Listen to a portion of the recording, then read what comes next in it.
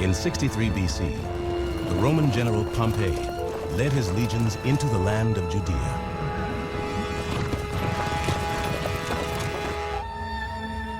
For 100 years, Judea had been an independent nation, and many Jews believed that as the chosen people of the one true God, they would remain free forever.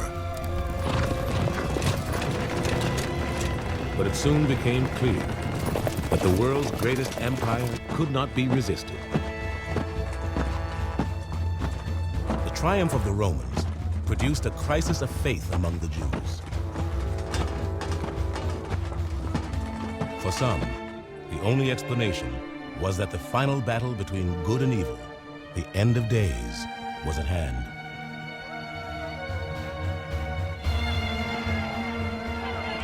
They would soon see evidence for their belief. For the years ahead in Judea would be one of the most bloody and chaotic periods in human history. This is a story of terrorists and political assassination, of brutal overlords who crucified thousands, and of the siege of Jerusalem with over 100,000 people trapped inside. But it is also the story of how, amid the chaos, two new religions began to flower. Religions that would change mankind's ideas about justice, mercy, and God.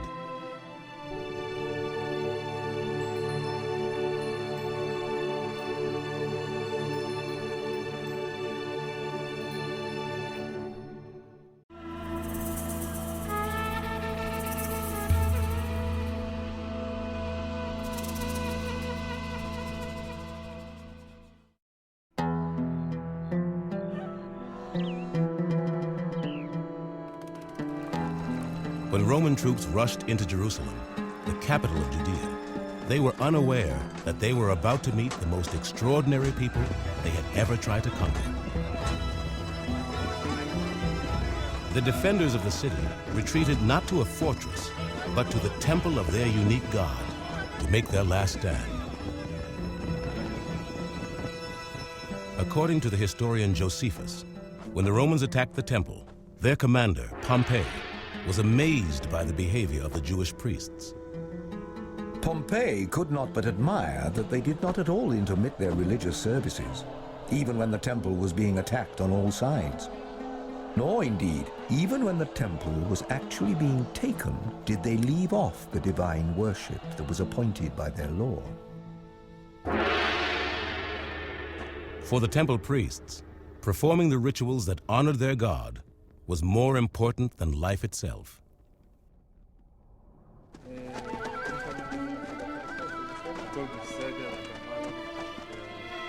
For centuries, reports that the Jews believed there was only one God in the universe had fascinated the other peoples of the ancient world. And the Jews' temple in Jerusalem was famous far and wide for the amazing rituals the priests performed to worship their God. The Roman general Pompey was among those who was intrigued by the Jews' unusual religion. He was particularly curious to see what their mysterious God looked like. According to Josephus, as soon as the Roman general gained control of the city, he went inside the temple in search of its most sacred sanctum, the Holy of Holies, where the God of the Jews was reputed to live. There was nothing that affected the nation in all the calamities that they were under, as that their holy place, which had hitherto been seen by none, should be laid open to strangers. For Pompey went whither it was not lawful any to enter but the high priest himself.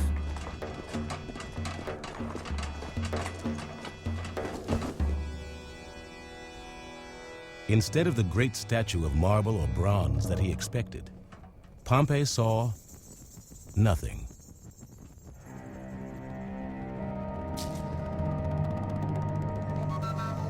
According to the Jews, their God was so great that he could not be captured by an idol or any other man-made image. He was without form, timeless, and present everywhere.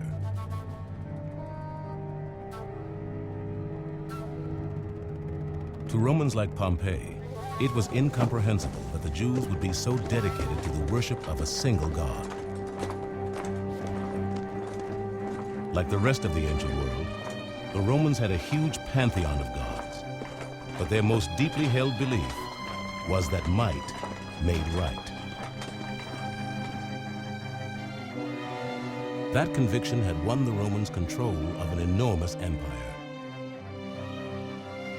To them, Judea was only a tiny piece in a great strategic puzzle.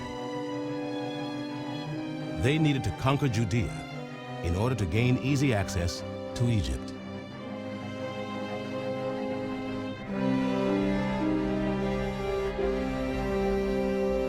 But to the Jews, Judea was the promised land, given to them by God to be theirs alone.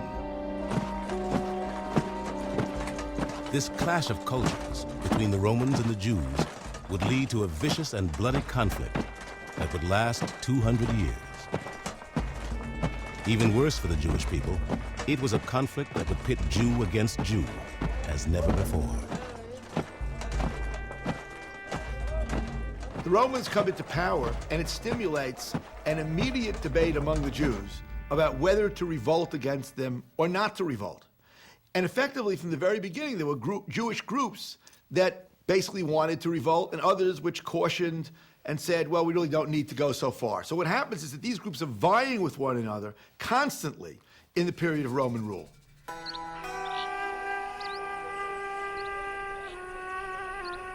Before long, the fierce disagreements between different groups of Jews over how to deal with the Romans would trigger a Jewish civil war. The physical violence between the different factions grew from the depths of their spiritual conflict.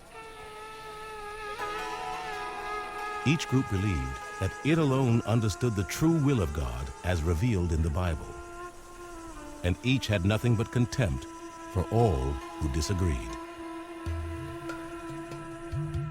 The temple high priest and his allies formed the most wealthy and influential of the Jewish groups. The rituals that the priests had been performing for centuries had become so important to their fellow Jews that the temple was the political and economic heart of Jerusalem.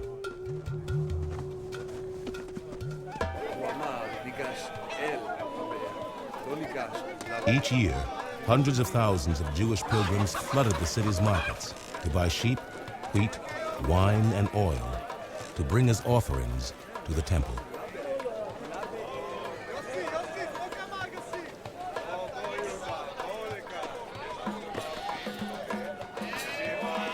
The pilgrims spent freely, for according to biblical law, offering sacrifices at the temple was the only way Jews were permitted to worship God.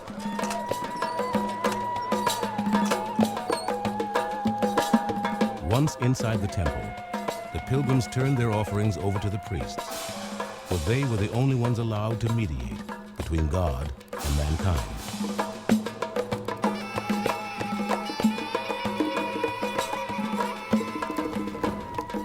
If you walked into the temple, what you would see is priests who had been designated as priests simply because their fathers were priests, only men.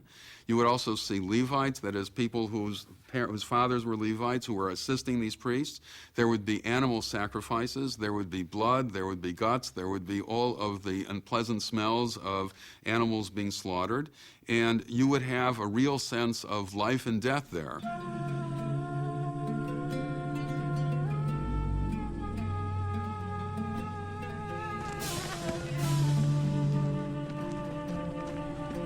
One of the most important rituals the priests conducted each year was Passover.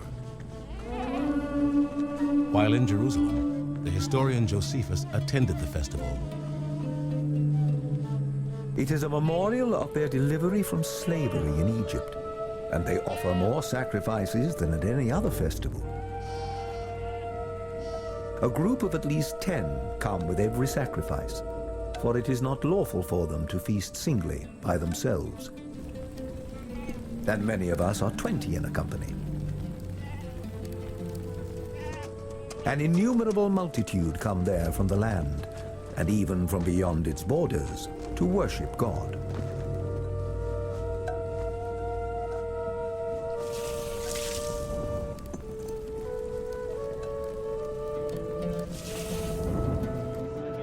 For the high priest and his allies, temple rituals like Passover were not only a spiritual outlet, but were the source of great wealth and power.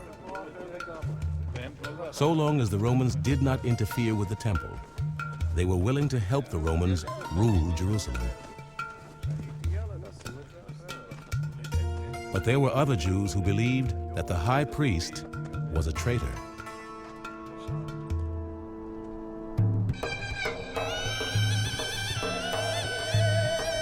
From the day the Romans took over Jerusalem, Jewish rebels began launching raids against them from mountain and desert hideouts.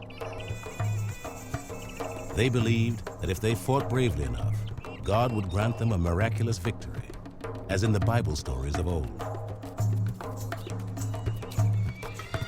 To deal with the rebels, the Romans chose a commander known both for his boundless ambition and extreme cruelty, an Arab prince named Herod. Herod is perhaps one of the most amazing characters in history. What was the guy really? First of all, they debate, was he Jewish, was he not Jewish? And his mother was actually an Arab princess, so he wasn't Jewish. Now, Herod had worked under his father in the government because Herod's father was a kind of, I don't know how to call it, almost Secretary of State, but it means head of everything. And as a result of this, Herod was involved in what we might call police actions. And of course, eventually he built up enough of a power base that he was able to make himself into king of the Jews. To many Jews, the crowning of a king who was not a descendant of David was blasphemy. And so the rebels decided to come down from the mountains and lead the people of Judea in an all-out revolt.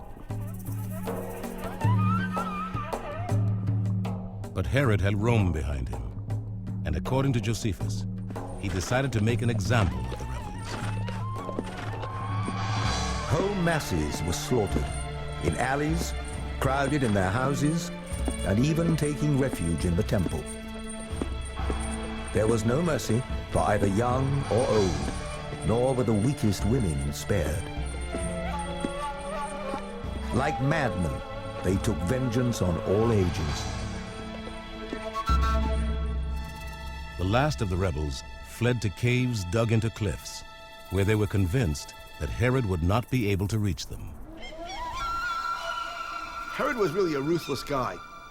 He would bring his soldiers to these caves where these rebels were hiding. What he used to do is he would build these kind of scaffolds, lower soldiers down. When the soldiers got down there, they would throw what amount to sort of smoke bombs or smoke grenades into these caves. And when the women and children would come to the edge of the cave, they had hooks, and they would yank these people with the hooks and just throw them to the death. Once he'd tightened his grip on the throne, Herod did the unexpected. Sensing the temple's essential role in the nation's cultural and economic life, he decided to make it into the most impressive monument on earth through a rebuilding project that required mountains of stone and gold.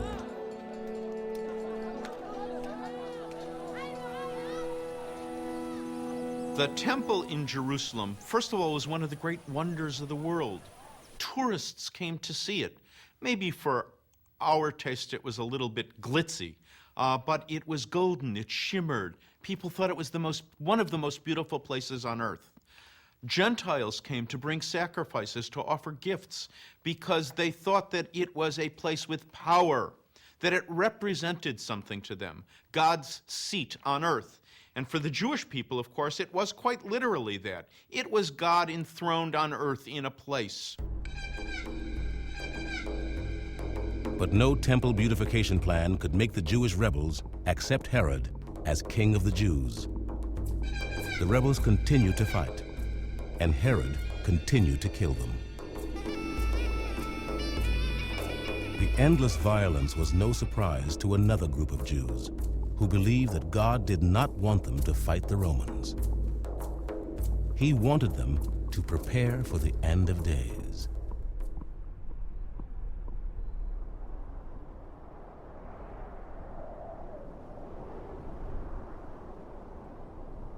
On the lifeless, heat-scorched shores of the Dead Sea lived a group of Jews called the Essenes.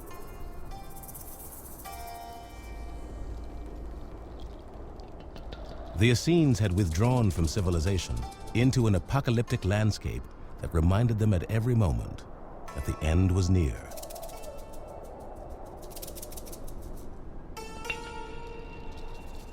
To them, that was the only possible explanation for why God had allowed the Romans to conquer Judea.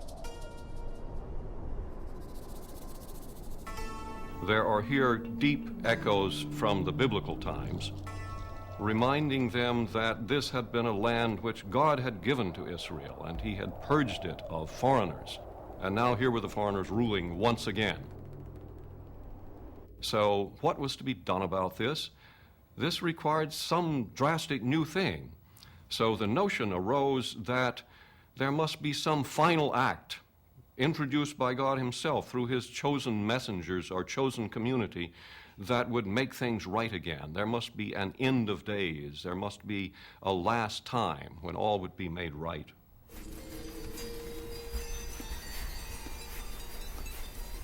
The Essenes followed the cleanliness rituals of the priesthood and rejected both sex and personal possessions. They were determined to live as perfectly as humanly possible until the end came. There are about 4,000 men who live in this way and never marry wives. They teach the immortality of souls and esteem that the rewards of righteousness are to be earnestly striven for.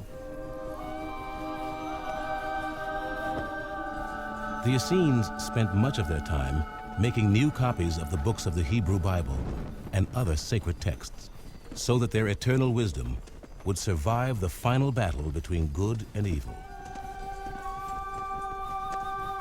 They were especially drawn to the book of Daniel, which spoke of the reward that the righteous would receive after the end of days.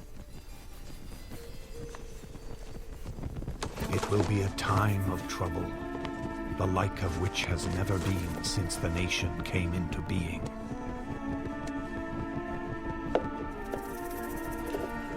At that time, your people will be rescued, all who are found inscribed in the book.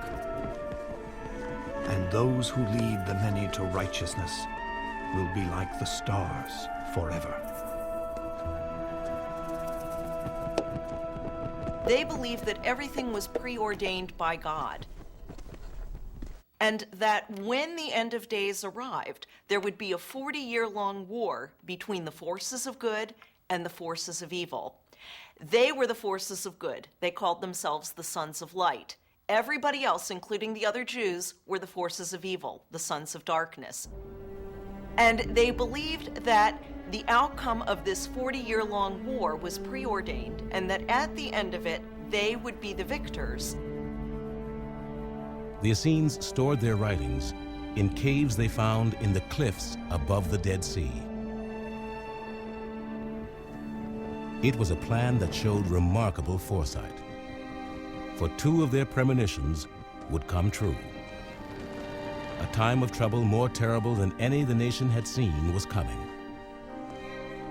And their Dead Sea Scrolls would survive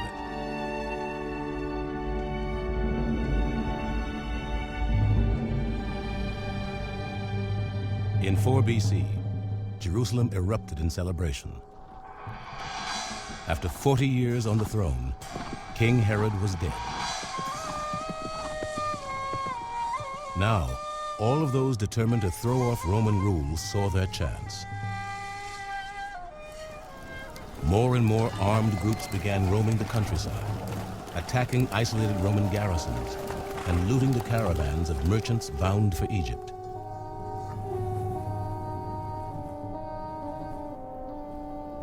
But the rebels did most of their fighting, not with the Romans, but with their fellow Jews.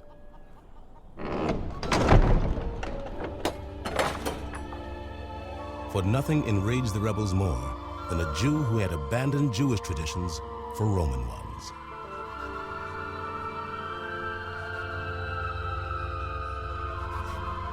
To the rebels, the worst culprits were wealthy Jews who broke the law God gave to Moses on Mount Sinai, restricting the enslavement of fellow Jews.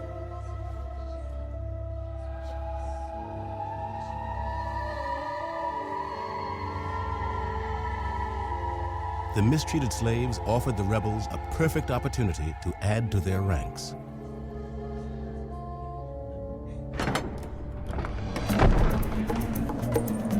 And so they began attacking the estate of one wealthy Jew after another, freeing the slaves and inviting them to join the rebellion.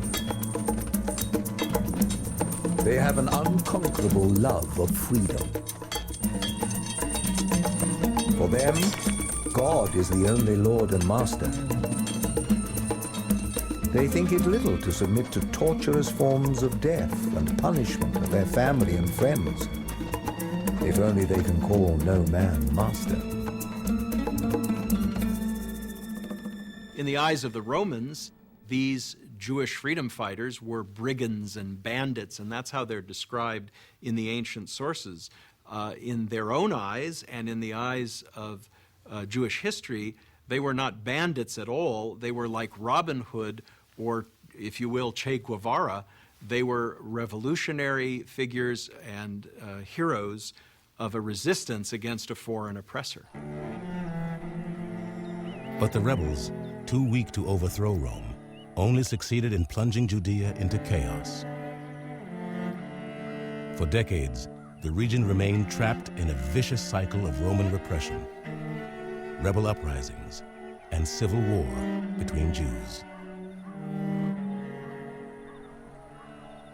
You've got Jewish groups, some pro-revolutionary, some anti-revolutionary, fighting within themselves. And you have at the same time Roman procurators that are rapacious, taking as much tax money as they can, and in fact not maintaining law and order. At the same time, you have Roman soldiers all over the place who have no respect for the Jews and for their religion. So the whole thing is sort of careening towards a kind of ultimate explosion.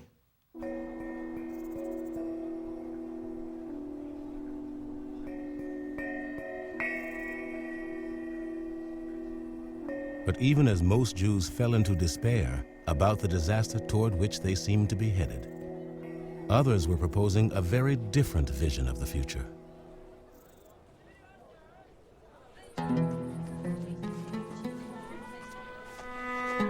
In the centuries since the stories of Abraham, Moses, and the other heroes of the Bible had been collected, scholars throughout Judea had been studying them in search of lessons on how to live.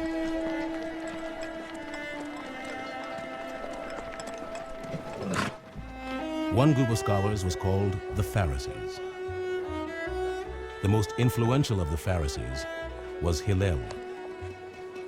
Unlike the rebels, Hillel thought the issue of who was ruling Judea was of little importance. What was important was to live one's own life honestly and ethically, and treat one's fellow human beings with mercy and compassion. Hillel's philosophy was summed up in three simple questions. If I am not for myself, who shall be for me? If I am only for myself, who am I? If not now, when? What Hillel teaches is that each and every human being is created in the image of God. And the imperative to me is to understand first my own image, and then to be able to recognize the image in everybody else. And when we build a society that recognizes the image of God in each and every human being, then we have a society which is just, which is moral, which is compassionate, which is kind.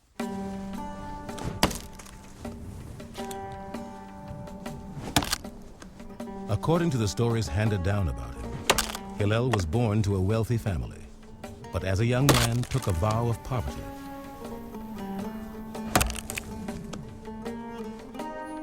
For half of each day, Hillel chopped wood to support himself.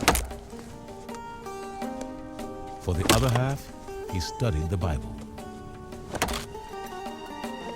Unlike the priests, Hillel and his fellow Pharisees believed that one did not have to be a member of the priesthood to communicate with God. They had the revolutionary idea that anyone could communicate with God simply by studying his word in the Bible. The way to access God through Pharisaic Judaism is through study. To be a priest, one had to be born into it. To be a king, one had to be born into it. To be a scholar, one had to study. And anybody could study.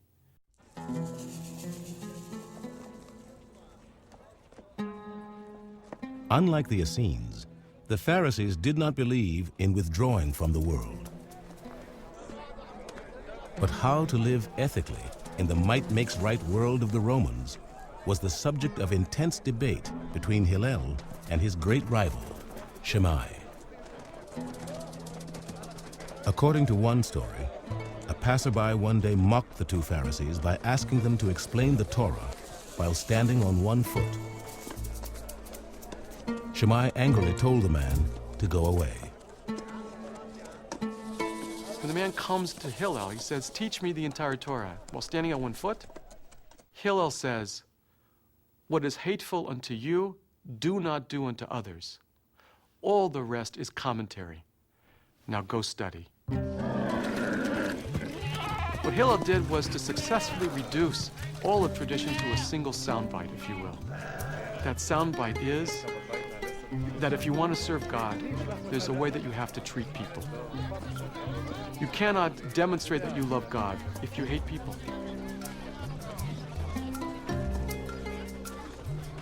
Hillel's vision of Judaism would influence many others in the years to come, including a young carpenter from Nazareth.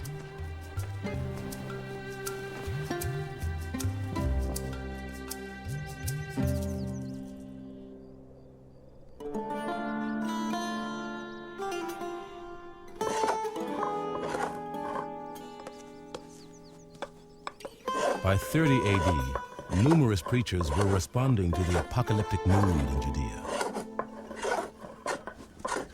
Some claimed to be messiahs, come to lead a rebellion against the Romans. Others taught their followers how to live amid the violence, like Hillel. One preacher influenced by Hillel's school of Judaism was Jesus of Nazareth. Hillel's admonition to treat others as you would like to be treated became for Jesus being willing to turn the other cheek to your enemies. Most of the ethics of Jesus, the beautiful ideas that you read about in the Sermon on the Mount or on the Plain, depending on what version you want to take, these are the types of ethics that the Pharisaic rabbis like Hillel and Shammai were talking about. And this is something which is common to Judaism and Christianity and to our civilization as a whole.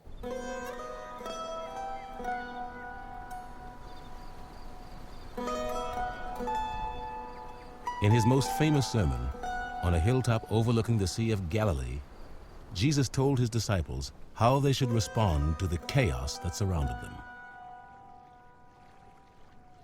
Blessed are the gentle. They shall have the earth as inheritance. Blessed are the merciful. They shall have mercy shown them. Blessed are the pure in heart. They shall see God. Blessed are the peacemakers. They shall be recognized as children of God.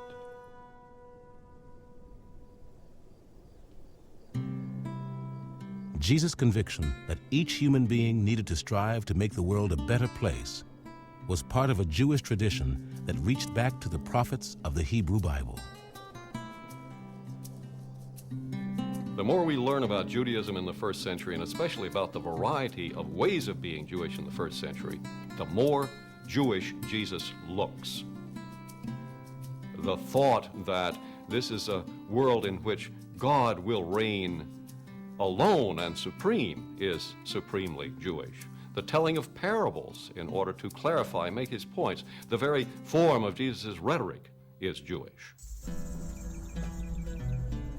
Like the Essenes, Jesus was deeply influenced by the prophecies in the Bible that during a period of incredible upheaval, God would redeem the world once and for all. He began to preach that the time had come. He goes around preaching that the kingdom of God is about to begin, and everyone must be ready for this kingdom of God. So he clearly is one of those eschatological prophets, those people expecting the end of days that we learn about from the Dead Sea Scrolls, that Josephus tells us about. He's part of this ferment that feeds off the expectation that some final act of God must set the world right again.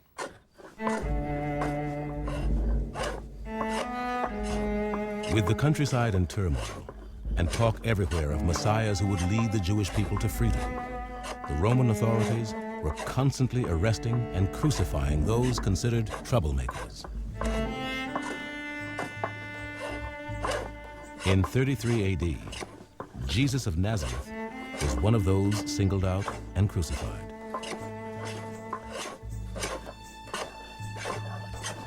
In the eyes of the Romans, he was just one more would-be Messiah who would not be leading a revolt.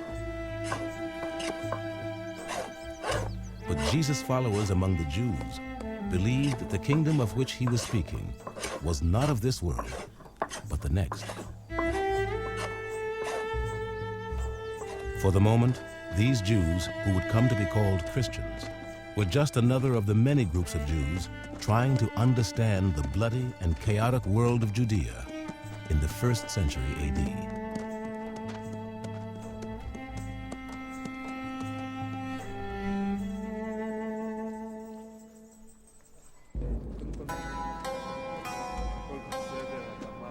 According to Josephus, in 52 AD, after years in which rebel attacks on the Romans and their Jewish collaborators were limited to the countryside, everything changed. A new band of rebels arose who were determined to carry the fight to Jerusalem. There sprang up another group, which were called the Sicarii, who murdered men in the daytime and in the heart of the city. To the Sicarii, anyone who wasn't fighting the Romans was a collaborator and worthy of death. They were called the Sicarii for the long, thin daggers they used in their attacks. The Sicari's first victim was the most prominent Jew in Jerusalem, the high priest of the temple. Then they embarked on a wave of assassinations, killing wealthy merchants throughout the city. Many were slain every day, and the fear men were in was worse than the calamity itself. For everybody expected death every hour, as men do in war. The willingness of the Sicarii and their fellow rebels to use murder to achieve their ends won them a name that would be given forever after to extremists. They were called Zealots. The Zealots were one of several factions of freedom fighters who took up arms against Roman occupation and authority. One faction among them, the so-called Sicarii, literally invented the art of political assassination and terror by adopting the practice of slipping into a crowd, standing next to a Jew who was assumed to be a collaborator with the Romans, stabbing him secretly, and then raising a cry of alarm. In the panicked crowd, the assassin would slip away, and the bloody corpse would be left behind as a reminder to any other Jew who was ready to collaborate with Rome that death was the price of collaboration.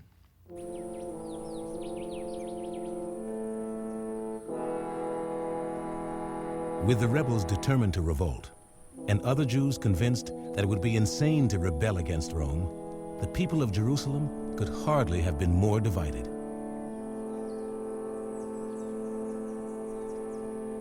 Then the Roman governor did the only thing that could possibly unite them. He ordered an attack on the temple. In 67 AD, Roman soldiers burst through the gates of Herod's temple, bent on plundering it. The governor was eager to steal the vast treasures of God which it held, and his soldiers killed all those they came upon as they forced their way in. Outraged at the attack on the seat of God on earth, rebels and non-rebels alike united to repel the assault. Then, in a fury, they overwhelmed the small Roman garrison stationed in Jerusalem and forced it to flee the city.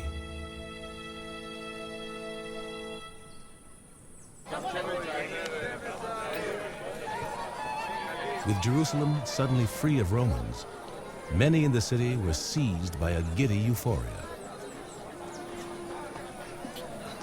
The Zealots' dream of an independent Judea seemed tantalizingly within their grasp. But others argued that more fighting could only lead to catastrophe.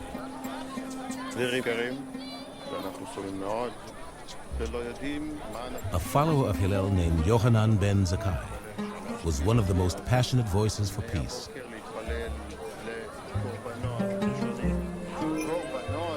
At the risk of being targeted by the Zealots for assassination, Yohanan told his students that it didn't matter who ruled Judea.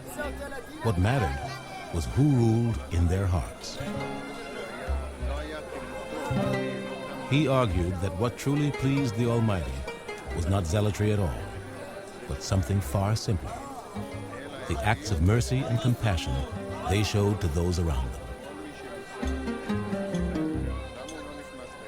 Seems that Yochanan ben Zakkai was part of the peace party. As far as we can see, there were numerous Jews who, either because of their own closeness to the Romans, whether business reasons or other reasons, or simply because they were absolutely convinced there was no hope to do such a crazy thing as revolt against Rome, many Jews were really against the revolt.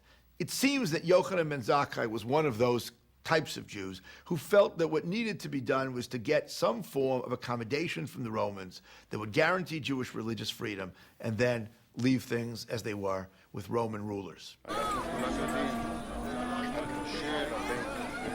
But Jerusalem was not yet ready for Yohanan's vision of Judaism.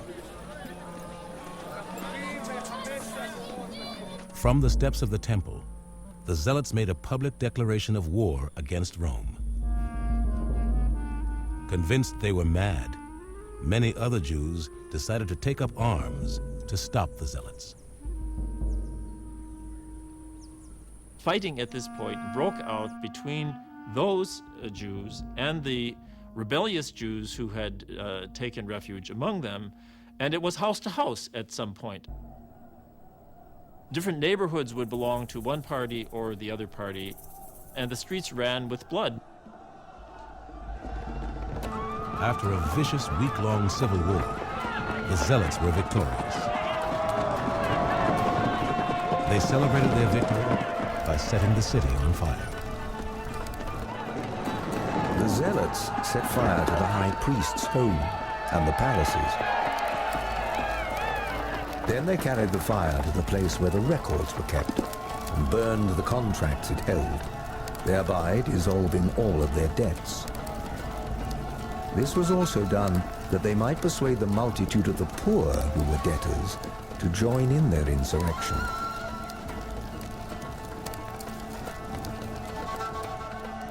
News of the Zealots' uprising against Rome soon reached the nearby city of Caesarea. Outraged, Romans and Syrians in Caesarea massacred thousands of their Jewish neighbors. In revenge, Jews throughout Judea began killing Syrians and Romans living among them. It was common to see cities filled with bodies. still lying unburied, and those of old men mixed with women and infants, all dead. The whole region was full of inexpressible calamities, while the fear was everywhere that there were even more barbarous times to come.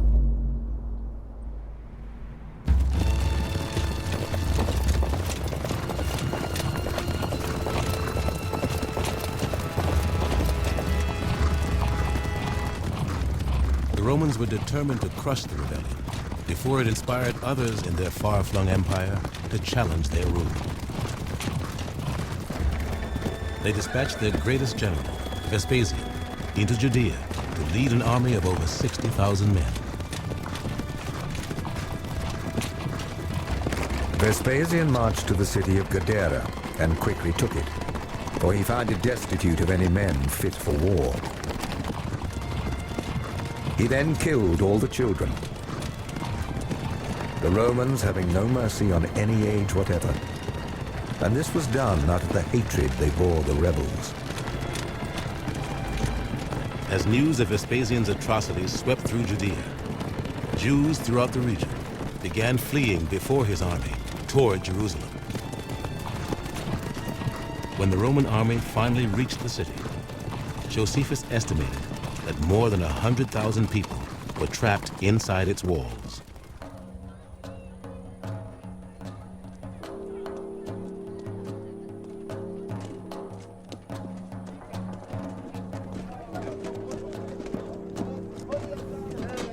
The Romans set up their camps in full view of the city, in the hope that the mere sight of their military might would convince the people of Jerusalem to surrender.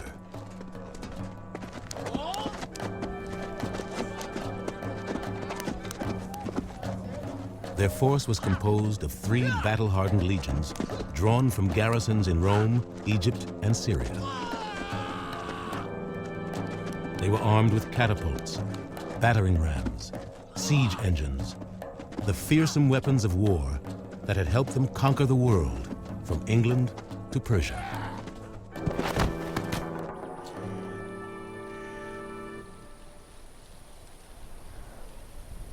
But conquering Jerusalem was still a daunting challenge. The city was surrounded by not 1, but 3 walls, which together were nearly 60 feet thick. And in the center of the city, the temple with its own massive walls and towers loomed as one of the most formidable fortresses in the world. But behind those walls, there was chaos. The city of Jerusalem during the revolt was, of course, under complete siege. Food and water were not entering, and inside, all the normal governmental institutions had broken down.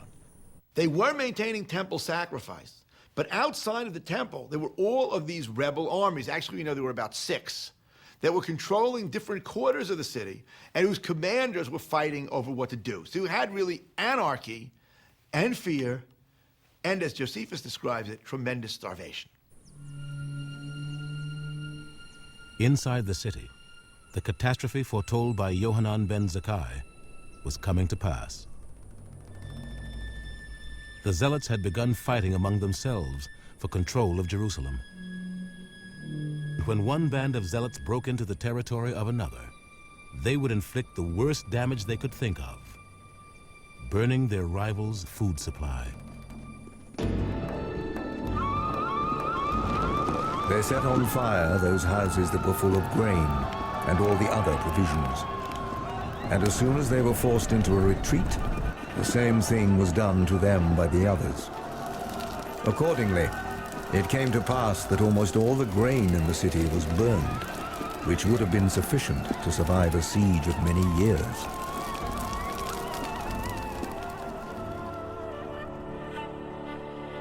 With the food supply decimated, many decided their only hope was to flee Jerusalem. But the Zealots believed God wanted the entire nation to confront the Romans as one. They issued an edict that anyone who tried to leave would be considered a traitor and executed. It's in many ways like the militarists within any society in our own time, those that are following a military mode in terms of the Islamic Jihad, or in terms of those that we saw in Bosnia. In other words, those that decide that the only way to work is through military means. And that was a scary time for all Jews in Jerusalem at that time, because most of them were not zealots.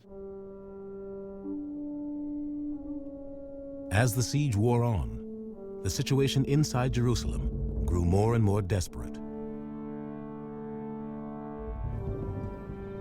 Of those who perished by famine, the number was great, and the miseries they underwent were unspeakable. For if so much as the shadow of any kind of food did anywhere appear, a war began, and the dearest friends fell to fighting one with another about it. Soon, many people became so desperate that they were willing to risk death at the hands of the zealots. And so, they would creep out little-known doorways and gates to the city and gather weeds to eat.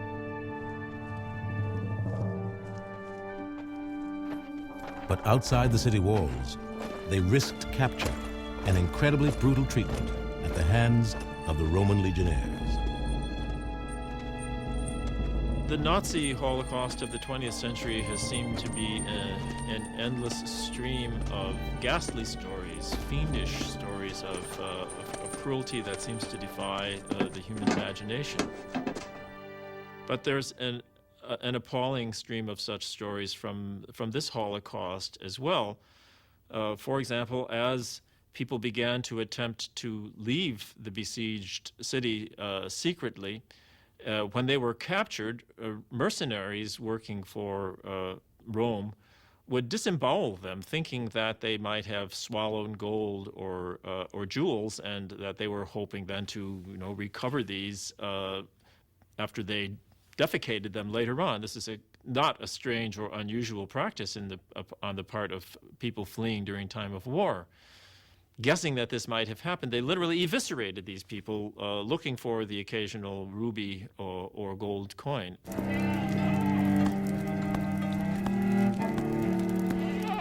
The Romans also took many of the men, women, and children they captured and crucified them.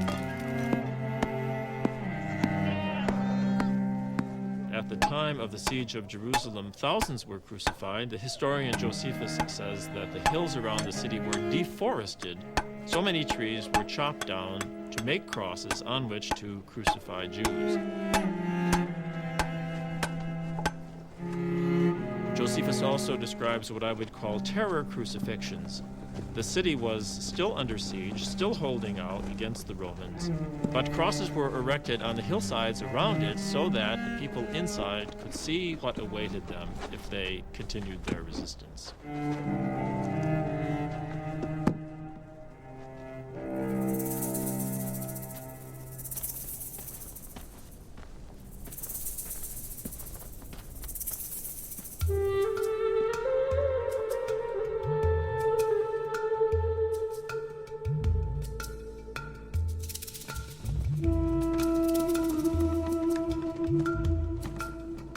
Forced to choose between torture at the hands of the Romans or starvation at the hands of the Zealots, the people of Jerusalem were in complete despair.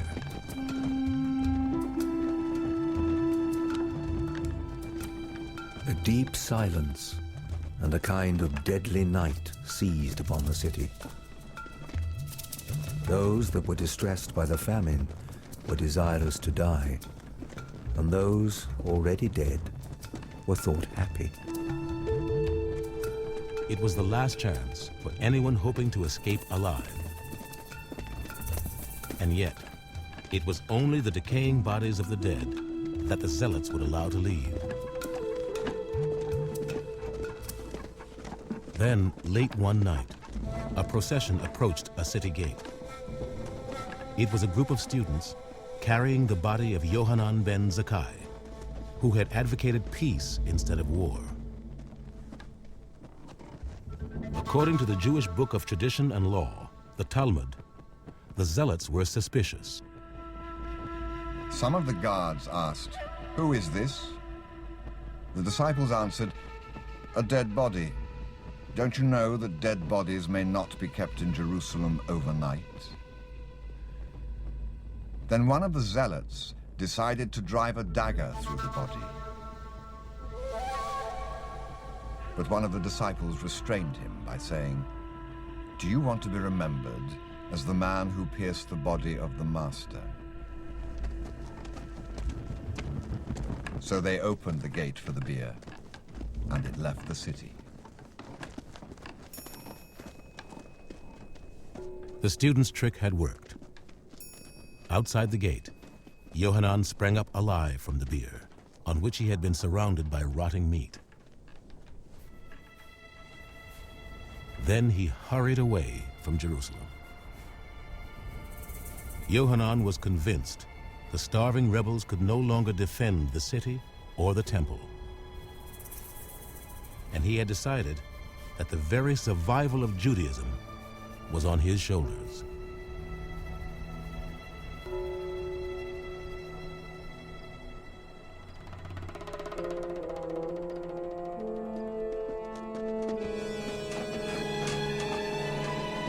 After a 4-month siege, Rome's legions finally broke through the first wall of the city. The zealots rushed to meet them and fought with tremendous bravery. But they could not prevent the Romans from fighting their way to the heart of the city, the temple. The Romans proceeded as far as the Holy House itself. Then one of them set fire to it. Now the Jews suffered nothing to restrain their force, nor tried to save their lives, since their holy house was perishing.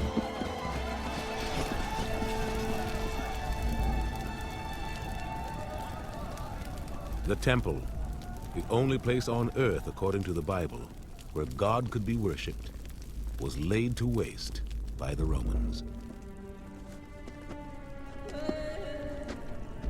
As for a great part of the people, they were weak and without arms, and had their throats cut wherever they were caught. In the temple, around the altar, lay dead bodies heaped one upon another. And at the steps going up to it ran a great quantity of their blood. In the history of the world, no nation has ever suffered such a calamity. The destruction of the temple in the year 70 was the greatest catastrophe and trauma to happen to the Jewish people, I would argue, until our own time in the Holocaust. It was the center of the economic life of the Jewish people, as if the Federal Reserve was housed in the temple. It was the center of the judicial life. The Supreme Court was housed in the temple. It was the center of the religious life, as if the high priest was the chief rabbi, centered in that building.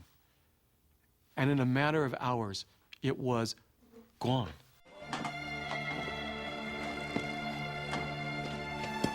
When the temple was destroyed, everything was gone. There was no other branch of government because it was all invested in the priesthood and the high priest and the temple.